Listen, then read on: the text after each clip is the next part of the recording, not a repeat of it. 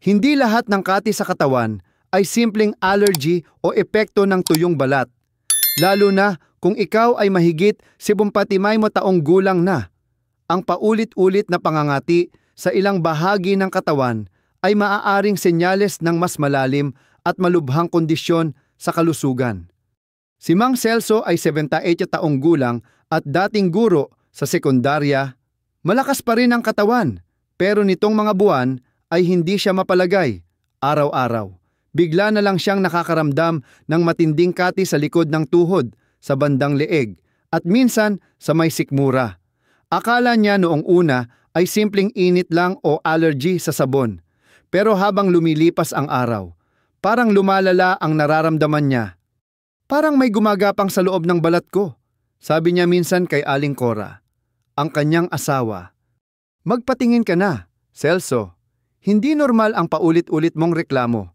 Baka hindi lang balat ang may problema, mariing sagot ng asawa. Ang hindi alam ni Mang Celso, ang mga nararanasan niyang makating bahagi ng katawan ay maaaring babala na ng mga seryosong kondisyon gaya ng sakit sa atay, bato o dugo. Sa bahaging ito ng kwento, tatalakayin natin ang unang dalawang delikadong bahagi na kapag makati, hindi dapat baliwalain. 1. Makating palad at talampakan. Isa sa mga hindi pinapansing sintomas ng problema sa atay ay ang pangangati sa palad at talampakan. Kapag hindi maipaliwanag ang dahilan at walang rashes o pamumula, maaaring ito ay dulot ng tinatawag na cholestasis, isang kondisyon kung saan bumabagal ang pagdaloy ng bile mula sa atay papuntang bituka. Kapag naipon ito sa dugo, nagdudulot ito ng kakaibang pangangati, lalo na sa mga bahagi ng katawan na may maraming nerve endings tulad ng palad at paa. Ang ganitong pangangati ay hindi basta mawawala sa simpleng lotion o anti-itch cream. Sa kaso ni Mang Celso, isang gabi hindi na siya makatulog kakakamot. Sa kalaunan, napilit siya ni Aling Cora na magpatingin. Doon nila nalaman na may fatty liver pala siya na unti-unting lumalala. 2. Makating leeg o batok. Ang pangangati sa leeg o batok na walang kasamang pamumula o pantal ay minsan nauugnay sa problema sa thyroid o diabetes. Kapag ang iyong blood sugar ay hindi kontrolado, maaaring magkaroon ng dry skin at nerve irritation na siyang sanhi ng kati. Sa mga senior na lampas 75, mataas ang posibilidad ng insulin resistance at pagbagal ng metabolismo, dahilan para lumitaw ang ganitong sintomas. Sa kaso ni Mang Celso, madalas din siyang pawisan sa leeg kahit hindi naman mainit. Sabay ng pawis ay ang parang tinutusok na kati na hindi niya maintindihan. Kalaunan, lumabas sa kanyang laboratory test na medyo mataas ang blood sugar niya kahit hindi siya kumakain ng matatamis. Ang mga sintomas na ito ay hindi dapat baliwalain, lalo na kung hindi nawawala sa loob ng 1 o 2 linggo o kung dumarami pa ang parte ng katawan na nangangati. Sa mga ganitong edad, dapat mabilis ang pagkilos dahil ang simpleng kati ay maaaring simula ng mas malubhang problema. Sa susunod na bahagi, pag-uusapan naman natin ang mga pangangating nagsisimula sa bandang likod, sikmura at mga braso at kung bakit minsan ay senyalis ito ng sakit sa bato o pagpalya ng immune system. Matapos masuri si Mang Celso, napagtanto niyang hindi sapat ang basta pagkamot lang. Napagdesisyonan niyang seryosohin ang mga senyales ng katawan niya, lalo na't lumalawak na ang bahagi ng kanyang katawan na madalas makati. Sa 2 linggo, napansin niyang ang likod niya, lalo na sa bandang itaas, ay tila parating nangangati tuwing gabi. Hindi siya makatulog sa gabi, kaya't mas lalong naging magulo ang kanyang oras ng tulog at pahinga. Dumating pa sa punto na nagsuot siya ng guwantes upang hindi niya magasgas ang balat sa kakakamot habang natutulog. 3. Makating likod sa gabi. Ang paulit-ulit na pangangati sa likod sa gabi ay posibleng senyales ng kidney disease o problema sa bato. Kapag hindi na na-filter ng kidney ng maayos ang dumi sa katawan, naiipon ito sa dugo at maaaring magdulot ng pangangati. Karaniwang umaatake ito tuwing gabi dahil sa pagtaas ng konsentrasyon ng toxin sa dugo habang nagpapahinga ang katawan. Sa mga tulad ni Mang Celso na may edad na, humihina na rin ang kakayahan ng bato sa pag-filter, kaya't ang simpleng pangangati sa likod, lalo na kung walang rashes o pantal, ay hindi dapat iwasang ipatingin sa doktor. 4. Makating sikmura o gilid ng tiyan. Isang gabi, habang naglalagay ng mainit na pamahid si Mang Celso sa sikmura, napansin niyang paulit-ulit na rin ang kati sa bahaging ito. Hindi ito tulad ng kati sa balat na may pamumula, kundi tila mula sa loob. Parang may gumagapang, ito ay posibleng sintomas ng liver inflammation o problema sa gallbladder. Kapag may bara sa gallbladder o pamamaga ng atay, maaaring makaapekto ito sa bile production at maging sanhi ng systemic itching. Sa mga matatanda, lalo na yung may kasaysayan ng mataba o mataas ang kolesterol, ito ay dapat bantayan. Dahil dito, pina-ultrasound si Mang Celso ng doktor at nakita ang mga unang palatandaan ng fatty liver at gallbladder sludge. Dahil maagap ang pagkilos, nabigyan agad siya ng tamang gamot at payo sa pagkain. May makating braso o binti na walang rashes. Ang isa pang lugar na napansin niyang madalas na makati ay ang kanyang kaliwang braso at binti. Kahit walang pantal, hindi siya mapakali at parating kinakamot ito. Ayon sa kanyang doktor, ito ay maaaring kaugnay ng problema sa dugo gaya ng anemia o kakulangan sa iron. Kapag kulang sa iron ang katawan, naaapektuhan ang balat at maaaring magdulot ng pangangati kahit wala namang sugat. Minsan rin, ang pangangati sa mga ganitong bahagi ay dahil sa pagnipis ng balat at nerve sensitivity dulot ng pagtanda. Pero kapag ito ay palagi at hindi nawawala sa loob ng 2 linggo, dapat nang ikonsulta sa doktor. Sa edad na 75 pataas, hindi na biro ang ganitong mga senyales. Dapat maging mapagmatsyag ang bawat isa at hindi basta isawalang bahala ang pangangati. Ang katawan ay marunong magsalita at minsan, ang simpleng kati ay sigaw ng babala. Sa susunod na bahagi, tututukan naman natin ang mga bahagi gaya ng makating tenga, anit at singit at ang mga posibleng koneksyon nito sa malalim na karamdaman gaya ng cancer o hormonal imbalance. Sa 3 linggo ng pangangati ni Mang Celso, may mga bagong bahagi na ng katawan niya ang nagsimulang magpakita ng kakaibang sintomas. Isang umaga, habang nagsusuklay, napansin niyang may natirang balat sa kanyang suklay. Naramdaman niyang makati ang anit, pero hindi tulad ng dating simpleng dandruff lang. Kasabay nito, nararamdaman din niyang minsan ay parang sumasakit ang kanyang batok at leeg.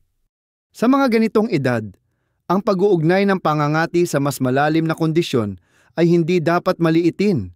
Kaya narito ang 3 bahagi ng katawan na madalas baliwalain.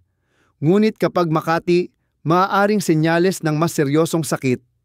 6. Makating anit.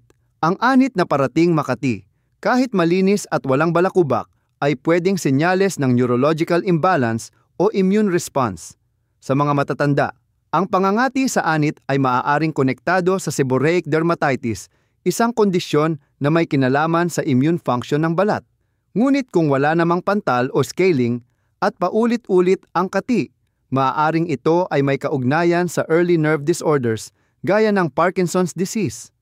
Ayon sa doktor ni Mang Celso, may ilang kaso rin na ang chronic scalp itching ay nauugnay sa hormonal changes o kakulangan sa zinc at vitamin B. Sa edad na lampas 75, ito ay karaniwan at dapat sinusuri. 7. Makating tenga. Isang gabi habang nanonood ng telebisyon, biglang naramdaman ni Mang Celso ang sobrang kati sa kanyang loob ng tenga. Ginamit niya ang cotton bud pero tila lalong lumala. Kapag paulit-ulit na makating tenga at tila may pressure o tunog sa loob, dapat itong bantayan. Ang makating tenga ay maaaring sintomas ng fungal infection, lalo na kung madalas pawisan o may history ng diabetes. Ngunit sa mas malalang kaso, maaaring senyales ito ng immune deficiency o nasirang nerve endings sa loob ng tenga. Ang tenga ay konektado sa balanse at sa ilang bahagi ng utak, kaya't ang simpleng katirito ay hindi dapat maliitin. May isang insidente kung saan isang pasyente ng doktor ni Mang Celso ang nakaranas ng matagal na pangangati sa tenga. Nakalaunan ay lumala at nauwi sa inner ear infection na nakaapekto sa kanyang pagdinig at balanse. 8. Makating singit o ari. Ang isa sa pinakapribado ngunit delikadong bahagi ay ang singit. Ayon sa maraming matatanda, ito ang bahagi na madalas makati pero kadalasang ikinakahiya. Ngunit ang paulit-ulit na pangangati sa singit o paligid ng ari ay posibleng senyales ng fungal infection, diabetes, o prostate issue, lalo na sa mga lalaking higit 75 na may kahirapan sa pag-ihi o laging naiihi sa gabi. Ang kati sa lugar na ito ay dapat suriin agad. Kay Mang Celso, napansin niyang parang naiihi siya ng madalas at minsan ay hindi niya kontrolado ang ihi. Kasabay nito, makati ang gilid ng kanyang singit. Nang ipasuri, lumabas na may prostatic enlargement siya. Hindi pa cancer, pero kung napabayaan, pwedeng maging komplikado. Ang makating singit ay maaari rin palang palatandaan ng intertrigo, isang uri ng skin irritation sa mga bahagi ng katawan na laging magkakadikit. Tulad ng singit, kilikili at ilalim ng dibdib, ito ay dulot ng moisture, friction at init na kapag hindi nalinis ng maayos ay nagiging lugar ng impeksyon. Ang lahat ng ito ay naranasan ni Mang Celso sa loob lamang ng ilang linggo. Ngunit sa halip na manahimik, pinili niyang ipatingin sa doktor. Sa huli, nakatulong ito hindi lang sa kanyang katawan kundi pati sa kanyang isipan. Dahil sa bawat kati ay may dahilan. At sa bawat pag-unawa sa senyales ng katawan, may pagkakataong mailigtas ang sarili. Sa susunod na bahagi, ating tatalakayin kung kailan dapat magpatingin agad, anong mga pagsusuri ang kailangan, at paano maiiwasan ang paglala ng mga ganitong sintomas. Hindi na bago kay Mang Celso ang pangangati, ngunit ang natutunan niya mula sa bawat sintomas ay higit pa sa pisikal na pag-unawa. Sa kanyang edad, unti-unti niyang naiintindihan na ang katawan ay may sariling paraan ng pakikipag-usap, lalo na sa pamamagitan ng mga simpleng senyales gaya ng kati. Ngayong nalaman na niya ang 8 bahagi ng katawan na kapag makati ay dapat bantayan. Sinimulan na niyang tanungin ang sarili, kailan nga ba dapat seryosohin ang mga ito? Dahil hindi lahat ng kati ay mapanganib. Pero kapag ito ay may kasamang ilang mga warning signs, dapat na itong ikonsulta agad. Kailan dapat magpatingin sa doktor? Narito ang ilang palatandaan na dapat nang ikonsulta ang pangangati sa doktor. Kapag ang kati ay tumagal ng mahigit 2 linggo kahit gumagamit ng mga anti-itch lotion o natural na remedyo, kapag ang pangangati ay sinabayan ng panunuyo ng balat, pagputok ng balat o pamumula, kapag may kasamang pagbabago sa ihi, dumi, bigat ng katawan o gana sa pagkain, kapag sumasama ang pakiramdam, gaya ng pagkahilo, mabilis mapagod o panghihina. Sa edad na 75 pataas, ang katawan ay hindi na kasing bilis sa paggaling gaya ng dati. Kaya't kapag may palatandaan ng internal na kondisyon, mas mainam ang maagap kaysa magsisi sa huli. Anong mga eksaminasyon ang inirerekomenda nang bumisita si Mang Celso sa kanyang doktor? Agad siyang nirekomendahan ng ilang pagsusuri, kabilang ang mga sumusunod: complete blood count at blood chemistry upang malaman kung may kakulangan sa nutrients, inflammation o abnormalidad sa atay at bato; fasting blood sugar upang suriin ang posibilidad ng diabetes; liver function test kung may hinala ng liver inflammation or fatty liver; kidney function test kung ang kati ay madalas sa likod o paa; urinalysis at prostate-specific antigen PSA para sa mga lalaking may kati sa singit o madalas umihi; skin scraping o culture test kung may hinala ng fungal infection. Ang mga test na ito ay simple, ngunit napakahalaga sa pagtukoy kung ang pangangati ay simpleng problema lang sa balat o senyales na ng mas malubhang kondisyon. Paano maiiwasan ang paglala ng kati sa matatanda bukod sa pag-inom ng gamot o payo ng doktor? Narito ang ilang bagay na ginawa ni Mang Celso upang maiwasan ang paglala ng kanyang kalagayan. Gumamit ng mild na sabon at iwasan ang matatapang na kemikal sa balat. Iwasan ang sobrang init na tubig sa paliligo. Magpahid ng moisturizer araw-araw lalo na sa tuyo o sensitibong bahagi ng katawan. Magsuot ng maluwag na damit na gawa sa cotton para makahinga ang balat. Panatilihin ang tamang diet at regular na pag-inom ng tubig upang mapanatiling balanse ang kalusugan ng atay at bato. Iwasan ang labis na scratching na pwedeng magdulot ng sugat at impeksyon. Hindi kailangang palaging mag-alala, pero kailangang maging alerto. Ang mga pagbabago sa balat at pakiramdam ay natural sa pagtanda, ngunit kung may kasamang kakaibang sintomas, huwag ipagsawalang bahala.